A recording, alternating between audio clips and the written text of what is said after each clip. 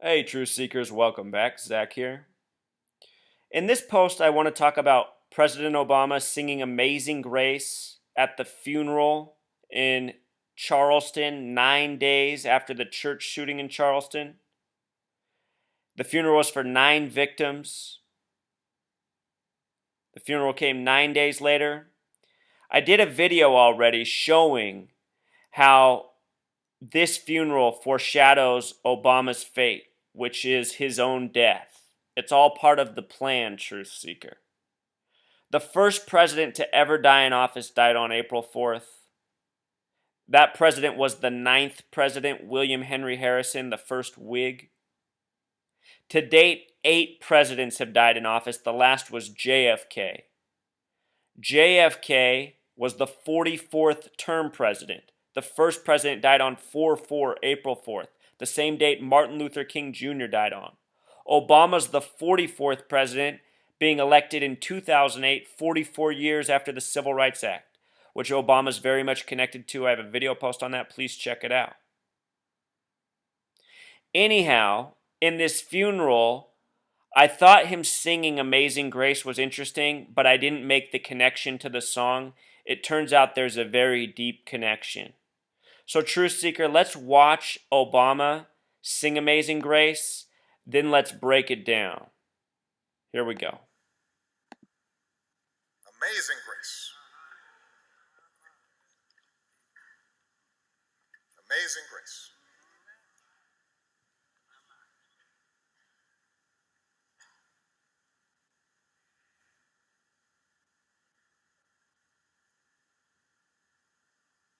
Amazing grace. How sweet the sound that saved a wretch like me.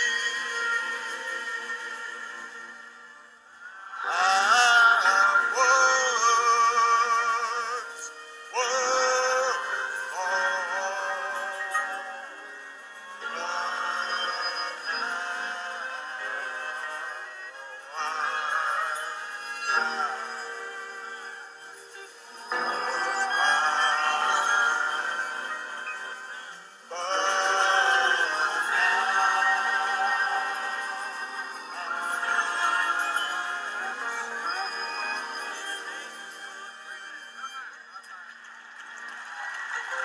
Clementa Picnic found that grace.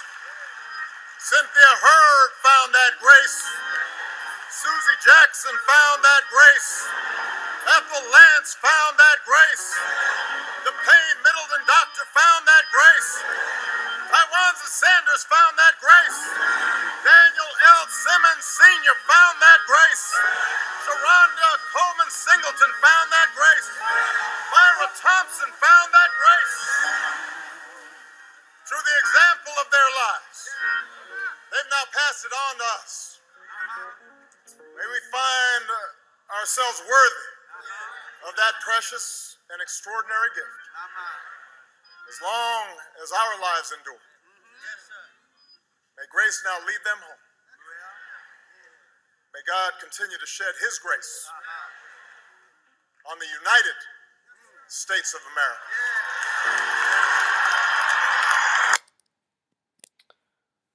All right, Truth Seeker, so there it was. Let's get to the deeper connections. So the song Amazing Grace is written by John Newton, who's a former slave trader. I was listening to the Mark Thompson radio show.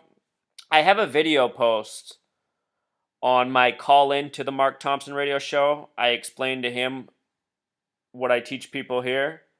You can listen to that video. You can see the way he reacted.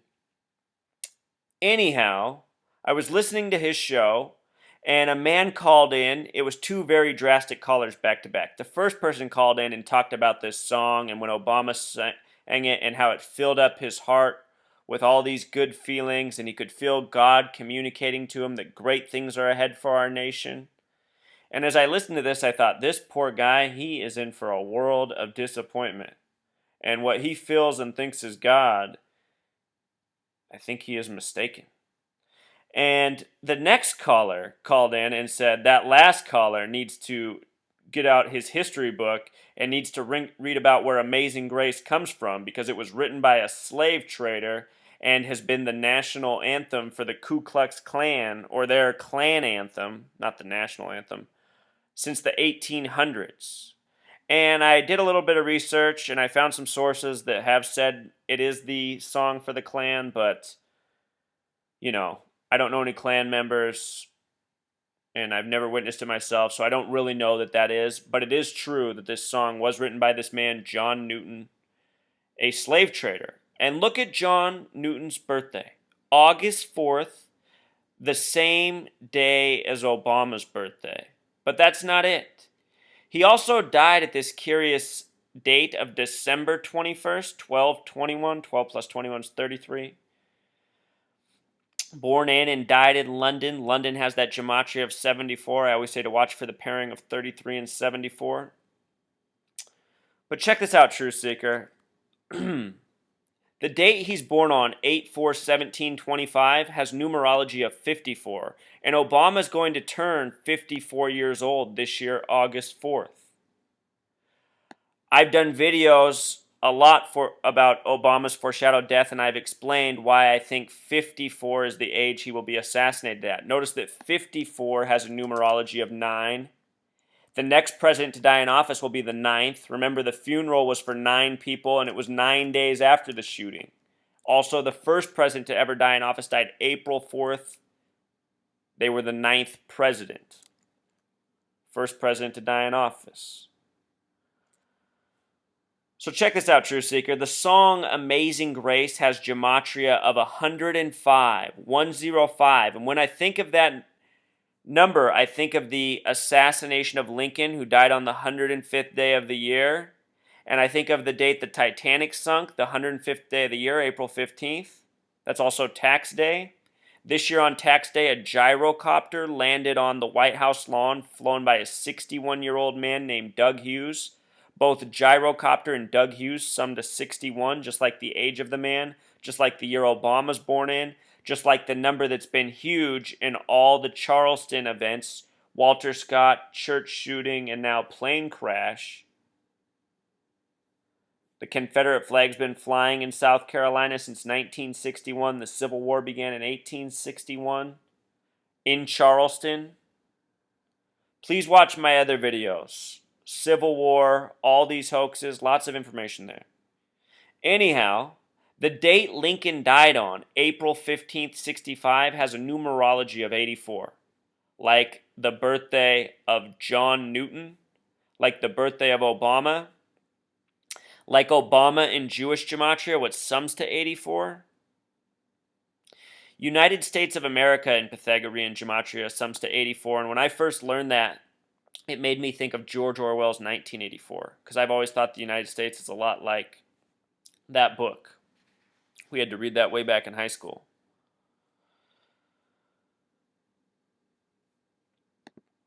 Obama's birthday, August 4th. He'll be 54 this year on August 4th.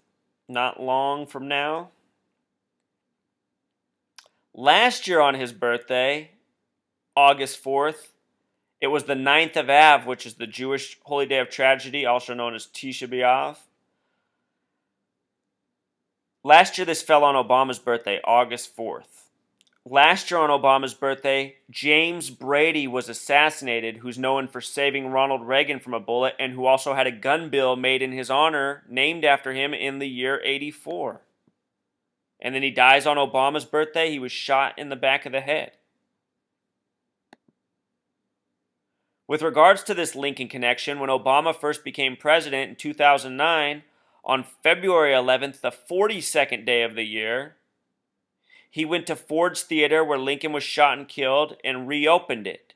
It had not been reopened since '68, the same year Martin Luther King Jr. was assassinated, April 4th. Again, Obama's the 44th president. The last president to die in office was JFK, the 44th term president.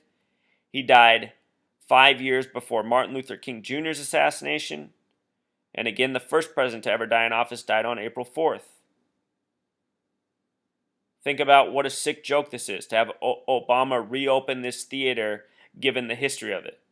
Connected to the MLK assassination, connected to the death of Lincoln, and these two men are synced up through numbers. And of course, the state of Illinois. Also, Truth Seeker, when Obama sang this, it was June 26th. And what really gives me the creeps is JFK gave his I Am a Berliner speech on June 26th, the same day. June 26th is when Obama sang Amazing Grace, 1963, the year he was assassinated on November 22nd, 149 days later. I've always thought this speech has something to do with JFK's assassination. It's a very odd speech if you listen to it. It seems very coded. And now to find out that he gave it on the same day that Obama sang this song, it just gives me the creeps. There's something else I want to show you, Truth Seeker. The word kill has gematria in simple English of 44 and Jewish gematria of 59. The name John F. Kennedy sums to 59 Pythagorean gematria. He was the 44th term president. I'll show you this real quick. JFK in Pythagorean gematria, or John F. Kennedy, which he went by. Sums to 59, 44th term president. Dead. He had the kill numbers on him just like Obama has the kill numbers on him. I also have these other videos, True Seeker, if you want to go back and watch them. The gyrocopter crash of April 15th. Some more information here. The 105th day of the year. And more on the Charleston funeral and the incidents going on in South Carolina. There's been a lot foreshadowing what's coming from Obama. White House fence jumpers, assassins caught outside the fence, gyrocopter, the coding in all these shootings, celebrity deaths. Just a whole lot, Truth Seeker. But it's just, my goodness, you know, when you decode all this and you see it, it's just like, wow, how well thought out and planned is all this crap? I mean, for all this to sync up, it's just mind-blowing. John Newton, born on the same day as Obama, author of Amazing Grace. A beautiful sounding song written by a slave trader. All right, Truth Seeker. Until next time.